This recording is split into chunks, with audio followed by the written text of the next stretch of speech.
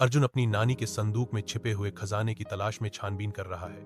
उसे विपरीत रंगों के बटन वाली एक पुरानी घड़ी मिलती है। नानी चेतावनी देती है, अर्जुन, इस घड़ी को मत छेड़ना, यह खतरनाक हो सकती है। अर्जुन उसकी चिंताओं को खारिज करते हुए कहता है, नानी, इसमें क्या है, बस एक पुरानी घड़ी है। अर्जुन नीले बटन को दबाता है और खुद को 100 साल पहले के एक गांव में पहुंचा हुआ पाता है। असामान्य परिधानों में ग्रामीण दृश्य को आबाद करते हैं, क्योंकि अर्जुन कहते हैं, क्या जमाना था ये। फुल देसी स्टाइल। एक दूध वाला साइकिल पर सवार होकर गुजरता है और जहां टीवी होता वहां नौटंकी होती है।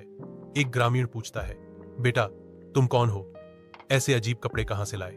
अर्जुन लाल बटन दबाता है और खुद को उड़ने वाली कारों और अकल्पनीय तकनीक से भरे एक चकाचौंध भविष्य में पाता है। एक रहस्यमय आकृति प्रकट होती है।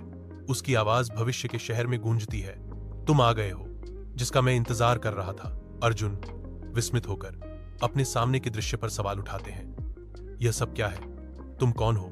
यह आकृति अब टाइम काल के रूप में प्रकट हुई गंभीरता से घोषणा करती है, मैं टाइम काल हूं और आपका आगमन सब कुछ बदल देगा।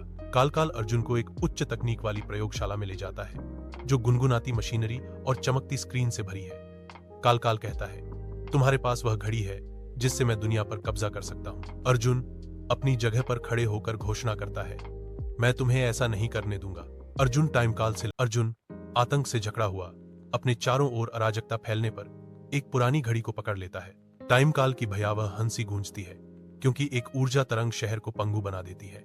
समय ही पीछे की ओर झुक जाता है। अर्जुन विस्फोट से बाल बचते हुए एक घूमते हुए समय पोर्टल में कूद जाता है। अर्जुन एक विचित्र दुनिया में कदम रखता है, जहां समय के टुकड़े हवा में तैरते हैं, जो धूप में धूल के कणों की तरह झिलमिलाते हैं। उसका सामना घड़ी बाबा से होता है, जो उसे टाइम काल के बारे में बताता है और उसे 3 समय चक्र चाबियां खोजने का काम सौंपता है। घड़ी बाबा कहते हैं, टाइम काल एक गलती था, उसे प्यार की जरूरत थी। अर्जुन कबाड़ खाने पर पहुंचता है। जूनी ने उसकी मदद की पेशकश की, मैं तुम्हारी मदद करूंगी। अर्जुन, तुम में वो हिम्मत है जो टाइम काल में नहीं है। अर्जुन और जूनी एक साथ कबाड़ खाने की खोज करते हैं। अर्जुन और जूनी टाइम काल के किले में पहुंचते हैं, जो रात के आकाश में निलंबित एक महल है।